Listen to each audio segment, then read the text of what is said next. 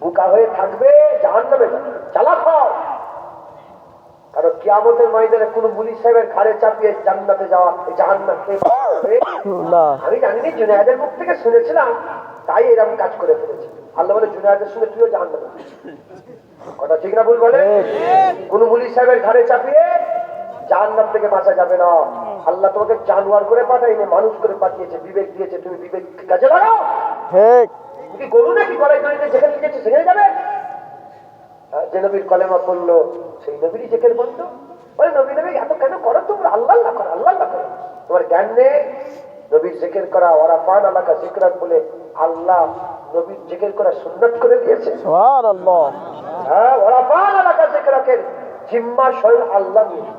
নবীর জেকেরের জিম্মা কে নিয়েছে? আল্লাহ। হুজুর আল্লাহ বলে আমার হাবিব আপনার জন্য আপনার শানকে আমি আল্লাহ নিজে বড়িয়েছি। সুবহানাল্লাহ। সব সময় আর হামেশা আমি আল্লাহ বড় করি। একবার জোরে বলেন সুবহানাল্লাহ।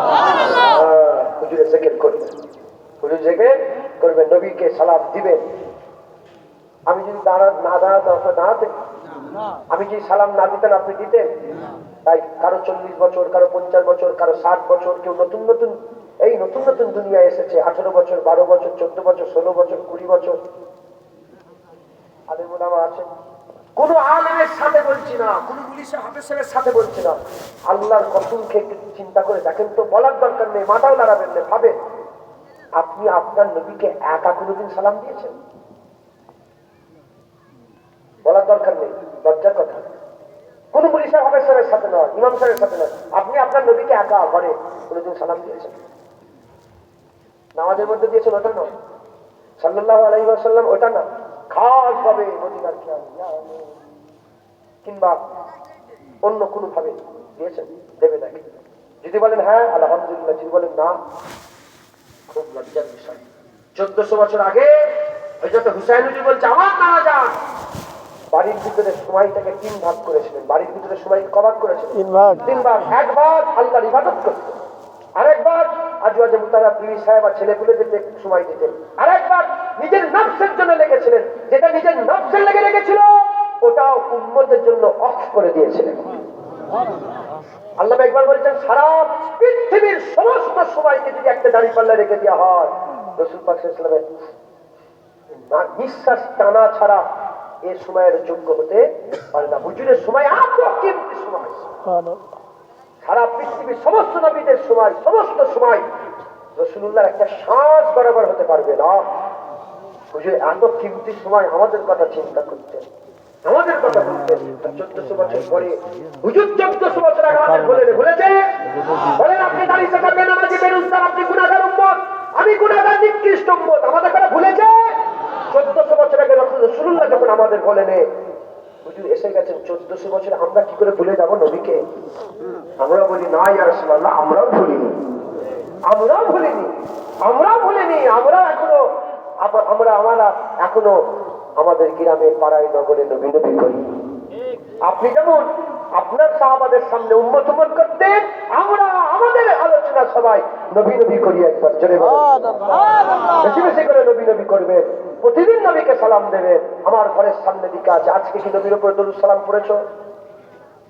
যখনই চোখে পড়ে যায় আসসালাতু আসসালামু আলাইকা ইয়া রাসূলুল্লাহ, সালাম।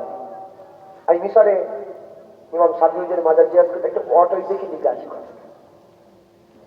আমার ওই লিখা দেখে দেখে আমার বাংলাতে ওপার বাংলাতে ঘরের সামনে, গাড়িতে, গাড়ির পেছনে, আমার কাছে মোবাইলে ফটো আছে, গাড়ির পেছনে সব লিখে রেখেছে আজকে কি নবীর উপর দরুদ সালাম হয়েছে। দরুদ সালাম আল্লাহ নিজে পড়তে বলেছে, জেনে রেখে দেবেন। দরুদ শরীফ এমন একটা ইবাদত, কোন ইবাদত করলে কবুল হয়েছে কি গ্যারান্টি নাই, কিন্তু দরুদ শরীফ জুবান দিয়ে বেরিয়ে গেলে আল্লাহ কবুল করে নেয়।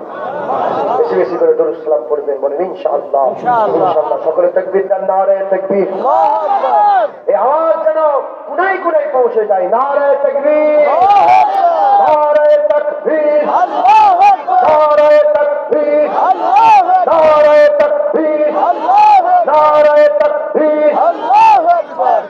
আমি একটা নতুন নারা বাংলায় চালু করেছি, ওপার বাংলায় হয়েছে। উড়িষ্যা বলে একটা আলাদা রাজ্য আছে, প্রদেশ, ওখানে বিভিন্ন বাইরে বাইরে গিয়েছে, আমি অন্য অন্য রাজ্যে সব জায়গায় চালু করেছি। আমি বাংলাতে চালু করেছি 2-3টে জায়গায় গেলাম, চালু করেছি। আমি চাই যে আজকের পর থেকে এই গ্রামে ওই নারা চলবে, বলেন ইনশাআল্লাহ। ইনশাআল্লাহ। নারায়ে মুস্তাফা। আপনারা শুনবেন, বলবেন মারহাবা মারহাবা। হুজুর যখন এসেছিলেন জমিন আসমান সব কি বলেছিল? মারহাবা মারহাবা মারহাবা। নারায়ে মুস্তাফা, মারহাবা মারহাবা নারায়ে মুস্তাফা, মারহাবা মারহাবা মারহাবা। জর জর জর মারহাবা মারহাবা। জোর জর জর ধাক্কা মারে। হুজুর জার দিলে কি হবে? কে মুনাফিকের দিলে গিয়ে লাগবে, আপনি জানেন? আপনি জানেন না মুনাফিকের দিলে গিয়ে লাগবে? তখনও সবচেয়ে বড় জ্বালা ছিল রাসূলুল্লাহ, এখনো সবচেয়ে বড় জ্বালা রাসূলুল্লাহ। তখনও কাফের মুনাফিকদের সবচেয়ে বড় কষ্ট কি ছিল? আল্লাহ ছিল না, রাসূলুল্লাহ ছিল। এখনো কাফের মুনাফিকের সবচেয়ে বড় কষ্ট রাসূলুল্লাহ। ঢুকছে, বুঝ মাথায় ঢুকছে একদম। ভয়খান নাকি? ভয়খান ভয়খান গুণের উন্নত হয়ে গেলে কেমন বেপরোয়া হয়ে যান, মুস্তাফার জন্য আরো বেশি বেপরোয়া হয়ে যাবে ইনশাআল্লাহ। নারায়ে মুস্তাফা, নারায়ে মুস্তাফা, মারহাবা মারহাবা নারায়ে মুস্তাফা, মারহাবা মারহাবা নারায়ে মুস্তাফা, মারহাবা মারহাবা নারায়ে মুস্তাফা, মারহাবা মারহাবা নারায়ে মুস্তাফা, মারহাবা মারহাবা নারায়ে মুস্তাফা, মারহাবা মারহাবা নারায়ে মুস্তাফা, মারহাবা মারহাবা নারায়ে মুস্তাফা। মারহাবা মারহাবা এ বাবা মারহাবা মারহাবা। নারায়ে মুস্তাফা, মারহাবা মারহাবা নারায়ে মুস্তাফা, মারহাবা মারহাবা নারায়ে মুস্তাফা। মারহাবা মারহাবা।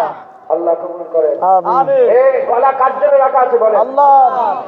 আল্লাহ রসুলের জন্য। যদি কেউ বলে আমি আল্লাহর জন্য জান দেবো, নবীর জন্য তুমি কাফের হয়ে যাবে। মাথায় ঢুকছে? শুধু আল্লাহর জন্য বললে হবে না, নবীর জন্য মরতে হবে। এ শিখালে তোমাকে করে শুধু আল্লাহর জন্য মরো। সাহাবারা শুধু আল্লাহর জন্য মরেছে? আল্লাহর জন্য মরেছে, নবীর জন্য মরেছে। হ্যাঁ, হযরত জিয়াদ, হযরত জিয়াদ রাদিয়াল্লাহু তাআলা আনহু, হুজুরের শরীর খারাপ হয়ে গেল, তীর মেরে দিল হুজুর উহুদের ময়দানে।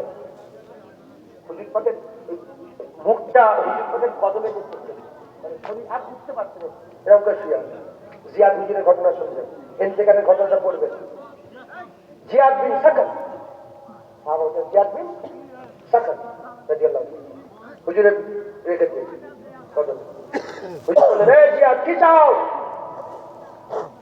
হুজুর ওই অবস্থায় রাসূলুল্লাহর মুখের দিকে চেয়েছে, বলে কি চাই ইয়া রাসূলুল্লাহ? আমার এইটুকুনি তামান্না ছিল যে মওতের সময় আমি আপনাকে দেখবো, আপনি আমাকে দেখবেন, বাস, আর কি চাই আমি? ওই অবস্থায় হুজুর দুনিয়া থেকে বিদায় নিয়ে চলে গেলেন। সারা পৃথিবীর ওলিয়া উলিয়া ওই সাহাবা হুজুরদের উটের পায়ের ধুলোর যোগ্য হতে পারবে না। তাদের এত ইজ্জত পৃথিবীর কেউ বলতে পারবে না সাহাবারা নামাজ পড়ে ইজ্জত পেয়েছে, রোজা রেখে ইজ্জত পেয়েছে, দাঁড়িয়ে রেখে ইজ্জত পেয়েছে, তাকওয়া তাআলাতে ইজ্জত পেয়েছে। না না, সাহাবারা মুস্তাফা হুজুরের গোলামি করে ইজ্জত পেয়েছে। আপনারাও যদি ইজ্জত পেতে চান, হুজুরের গোলামিতেই আল্লাহ ইজ্জত রেখে দিয়েছে। ঠিক। আচ্ছা বলেন তো, আপনার নাম শুনেছেন? সারা পৃথিবীর বাদশা ছিল সেকেন্দার, নাম শুনেছেন?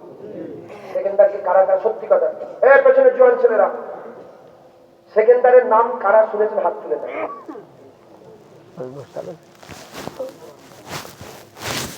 তার ব্যাপারে জানেন সব আপনারা? নাম শুনেছি। আচ্ছা ঠিক আছে, আজ থেকে কম সারা পৃথিবীর বাদশা ছিল সেকেন্ড